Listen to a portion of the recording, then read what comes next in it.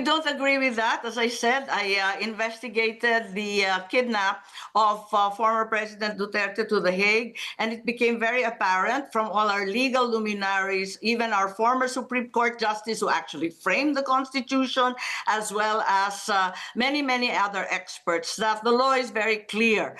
A foreign warrant cannot be executed or enforced here in the Philippines without a counterpart local warrant. We have not surrendered our jurisdiction. We are still Para sa Pilipino, walang fake news, walang sinasanto, laban sa korap, laban sa abuso, para sa katotohanan, Pinoy Insight, boses ng Pilipino. Yes, yung linabas ng Senate, ng Supreme Court, hindi pang maliwanag. They said they will post the decision on Monday. So mahirap pang mag-speculate kung anong basehan ng decision. Wala naman ruling on the merits.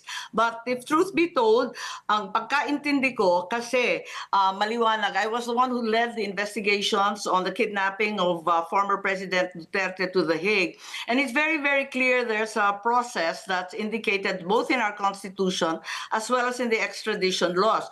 Unang-una, kung mag-issue yung ICC ng warrant, ang magsiserve niyan, kasi they have no enforcing agency, is the Interpol. The Interpol then calls the Philippines, their counterpart, which is the PCTC, or the Philippine Council on Transnational Crime. They will then apply at the local court for a local warrant. Yun ang intindi namin. So the denial of the TRO is perhaps until now not conclusive to me, because I need to see the basis, and certainly the Supreme Court will mind the Constitution as well as the very clear-cut extradition laws of the Philippines. The mangling of extradition versus surrender, para sa akin walang basehan yun kasi maliwanag, Pilipino ang idadakip, ano? Ang aarestuhin dapat ay Pilipino, Senator Ba.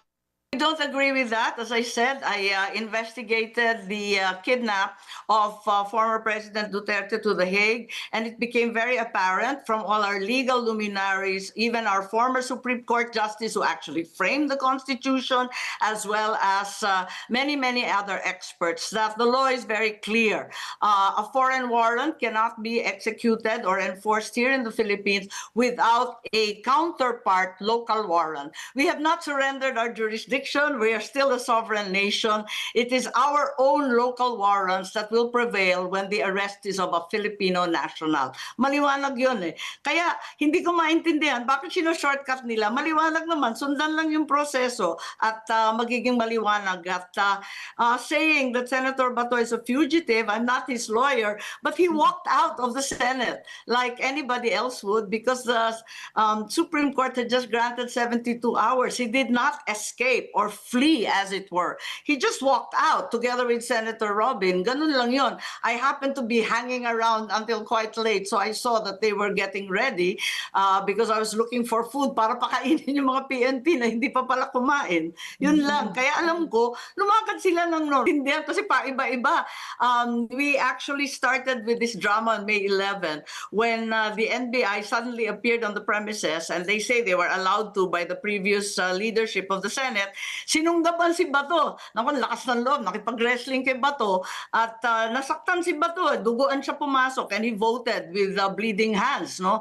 And then thereafter, the NBI also beat up. Talagang kinuyog yung isang tao namin. One of our security who was trying to prevent them from entering the area where the senators were. Because the Senate, like Congress and the Palace, has its own security network. You get in there with coordination. Bugbog sarado yung security namin nung Lunes, at sinabi namin, but kayo nandito in the first place, and the poor guy had to be sent to the hospital. So that's what happened. May gulo na. Big fuss is being made about the fact that OSAA, our security, fired the first warning shot.